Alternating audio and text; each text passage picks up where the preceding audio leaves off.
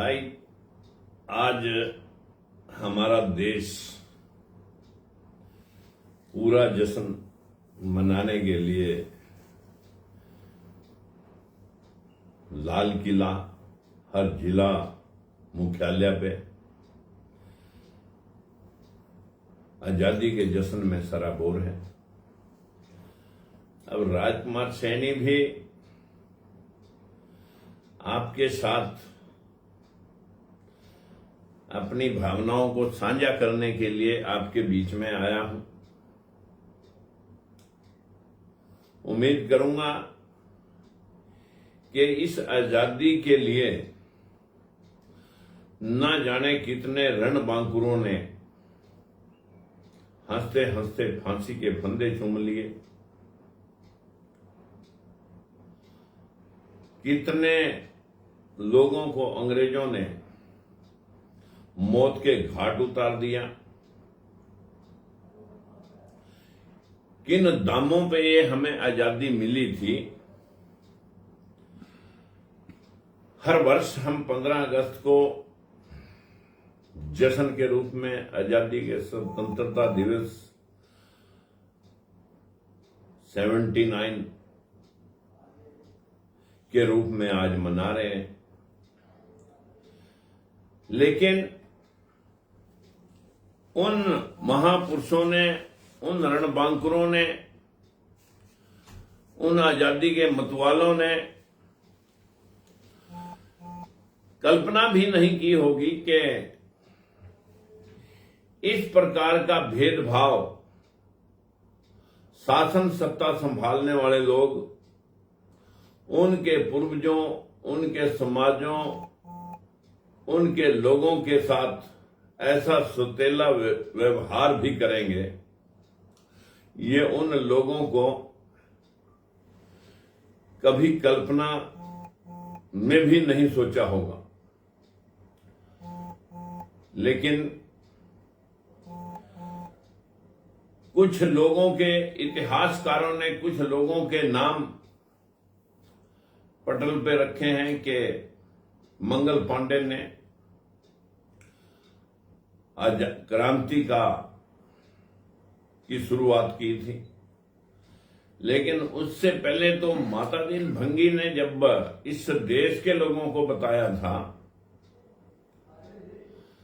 कि जो कारतूस बनाए जा रहे हैं, जिसमें गौ और सूअर का मांस मिलाकर के कारतूस को जिस दांत से आप कुरेदते हो, उससे तो आपका धर्म भ्रष्ट नहीं होता, लेकिन एक निम्न जाति के व्यक्ति को पानी पिलाने से आपका धर्म भ्रष्ट हो सकता है। जब पानी मांगा था मंगल पांडे से माता दीन ने, इतिहास के लिखने वालों ने उन लोगों के साथ बहुत ही सुतेला व्यवहार किया जिनका इतिहास में अभी तक नाम अंकित नहीं हुआ। इस देश को आजादी दिलाने वाले अगर महारानी लक्ष्मीबाई को झलकारी बाई, जो उसकी हमशक्ल थी, उसे अंग्रेजों से घिरे हुए मोर्चा ना संभालती तो वो उनके चुंगल से निकल नहीं सकती थी। कहीं इतिहास में उनका नाम आया नहीं। अवंती बाई का नाम इतिहास में आया नहीं। उमा देवी का नाम, जिसके पति क्रांतिकारी होने के बावजूद अंग्रेजों ने फांसी दी थी, जिसका बदला उसने सैकड़ों अंग्रेजों को, 29 लोगों को मौत के घाट उतार करके अपने पति का प्रतिशोध लिया था। धन सिंह कोतवाल, मामराज कुम्हार, झंडा गुज्जर, न जाने राव तुलाराम, आपके राजा नाहर सिंह, उसका सेनापति गुलाब सिंह सैनी, जिनको चांदनी चौक में फांसी दी गई थी। अगर मैं इतिहास को पन्ने पलटने लगूं, उन जो लोग बुनियादी पत्थर थे इस आजादी को खड़ा करने के लिए, हम चंद नामों के नाम सुनने के पश्चात महरूम रह जाते हैं। उन लोगों के साथ सौतेला व्यवहार हुआ है।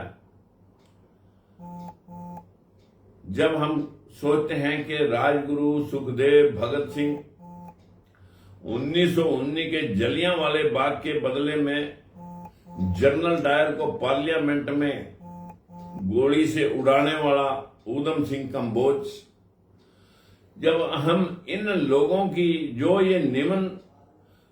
ये SC, ST, OBC और माइनॉरिटी के लोग थे, इन लोगों ने आजादी के उस स्वतंत्रता संग्राम में कभी सोचा भी नहीं होगा कि हमारे पुरखों के साथ इस प्रकार का व्यवहार होगा। आज बदकिस्मती है कि हम उन नामों को जो इतिहासकारों के द्वारा पुस्तकों में थोड़े से लोग अंकित किए गए हैं, इसके पीछे बहुत सारी दास्तान है जो लाखों लोगों ने नेताओं के पीछे, इन आजादी के मतवालों के पीछे अपनी जान कुर्बान की। हम उनको आज पूरे देश के साथ, जिनको याद नहीं किया गया, जिनको इतिहास में जगह नहीं दी गई, जिन लोगों को आज सब कुछ लुटा करके, जिनके घरों पे घास सरकंडा उगा हुआ है, आज हम जहां उनको श्रद्धांजलि, जहां आजादी का जश्न मना रहे हैं, विशेष तौर पर मेरा उन शहीदों के नाम नमन है, उन शहीदों को सत सत प्रणाम है, जिनकी बदौलत आज हम ये आजादी का जश्न मना रहे हैं। लेकिन ये जो SC, ST, OBC और माइनॉरिटी के लोग, चाहे वो झारखंड के अंदर आजादी के लिए काम किया, चाहे वो वेस्ट बंगाल में किया, सुभाष चंद्र बोस जी ने, जिनका आज तक पता नहीं, अंग्रेजों के गुरिल्ला युद्ध के छेड़ करके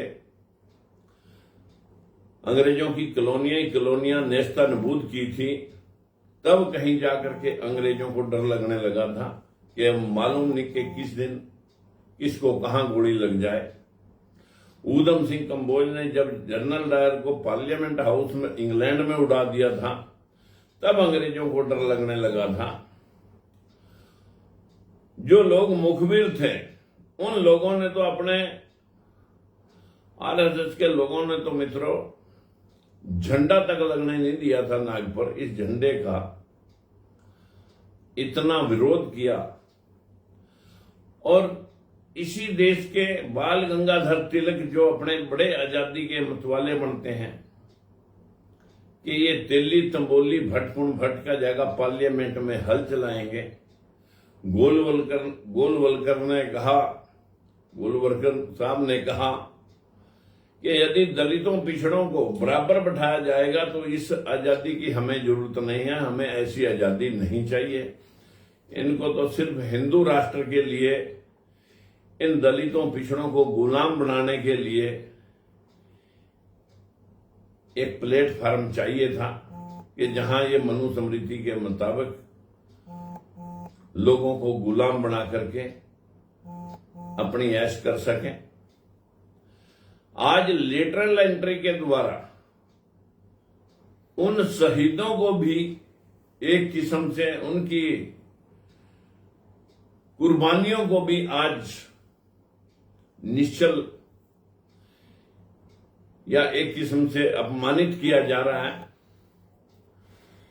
जिन लोगों ने अपने लोगों के लिए, इस देश की आजादी के लिए कुर्बानी दी थी, आज सैकड़ों लोग लेटरल एंट्री से इस SC, ST, OBC माइनॉरिटी के लोगों के खिलाफ जो षड्यंत्र चलाया जा रहा है,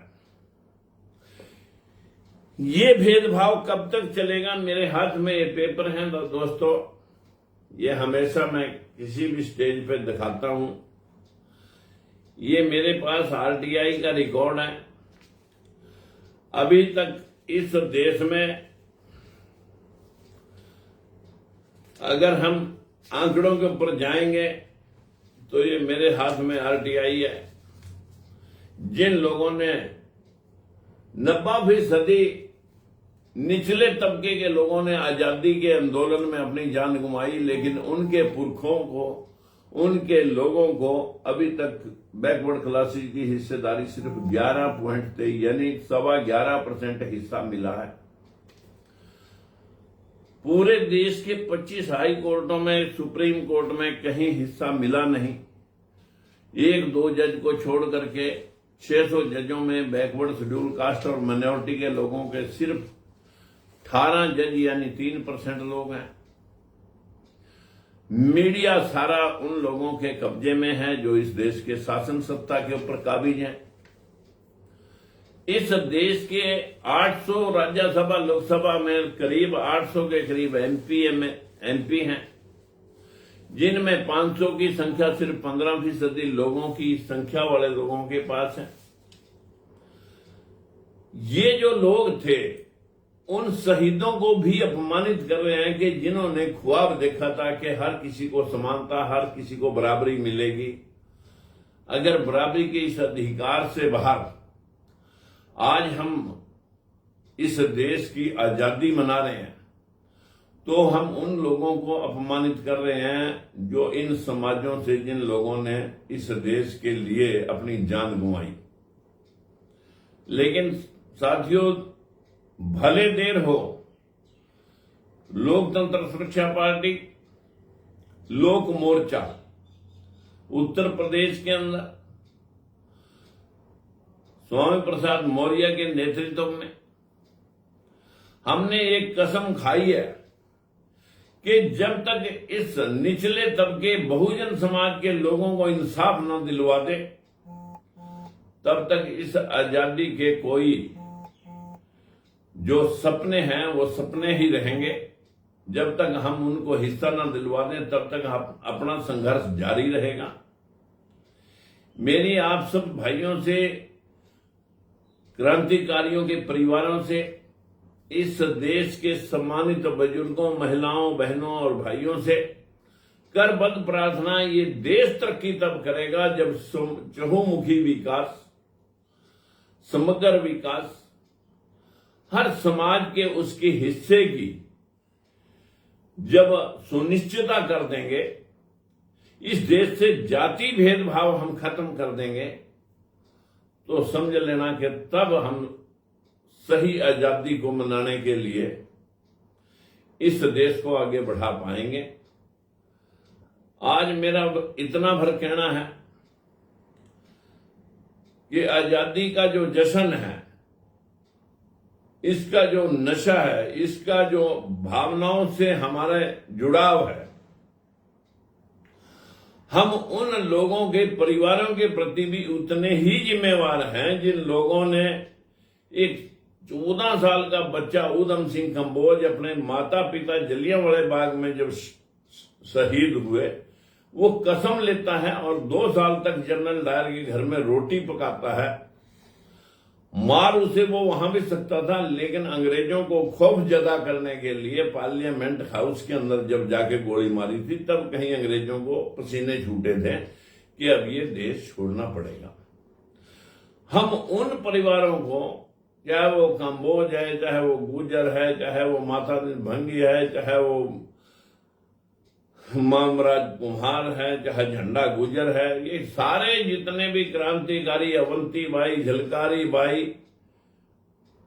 इन सब को आज फिर एक बार नमन करता हूं और आप सब भाइयों से भी विनती करता हूं कि समानता के लिए, बराबरी के लिए, अपने लोगों के साथ हुए भेदभाव के खिलाफ लड़ने की हिम्मत आप जुटाएं। एक बार इस आजादी के अंदर फिर इस निचले तबके को आजादी की जरूरत है, वो भी काले अंग्रेजों से जरूरत है निपटने की। जब तक हम अंधविश्वासी रहेंगे, हम आज देख रहे थे कि होली का, दीपावली का, राखी का, रक्षाबंधन के साथ साथ और न जाने कितने त्योहारों के लोग हमारे पास हार्दिक शुभकामनाएं भेजते हैं, लेकिन पूरे देश से एक भी फोन आज इसलिए नहीं आया कि भाई आज 15 अगस्त है, आपको आजादी का ये दिन मुबारक हो। क्योंकि लोग उन क्रांतिकारियों, उन देशभक्तों को भूले बैठे हैं जिन लोगों ने आपकी समृद्धि के लिए अपने प्राण न्यौछावर कर रखे हैं। परंतु हम याद रखते हैं मित्रों, ये जीवन इंसान को एक बार मिलता है। इससे सूअर की तरह चाहे आप पेट पाल लो और चाहे कमजोर तबके के आखिरी लाइन में बैठे हुए व्यक्ति के उत्थान के लिए अपना जीवन लगा करके महात्मा ज्योतिबा फूले, भीमराव अंबेडकर की तरह चिराग की तरह जलना सीख लें। अगर आप अपने जीवन से लोगों को कुछ रोशनी, कुछ रास्ता दिखा सकते हैं, तो साथियों इस जीवन में सच्ची भक्ति, सच्ची श्रद्धा और सही देशभक्ति, यही हमारी कामना है कि हम सब इस देश के उत्थान के लिए काम करें। और समग्र विकास तभी गिना जाएगा जब सबका हिस्सा सबको मिल जाएगा। इसलिए मैं एक बार फिर उन शहीदों को नमन करते हुए, उनको श्रद्धांजलि अर्पित करते हुए फिर एक बार सभी देशवासियों को आज के इस जश्न में शरीक होकर के आप सबको हार्दिक शुभकामनाएं देता हूं, आपको मुबारकबाद देता हूं। इस आजादी के 15 अगस्त को सेलिब्रेट करने के लिए हम हमेशा आपके साथ हैं और रहेंगे। नमस्कार।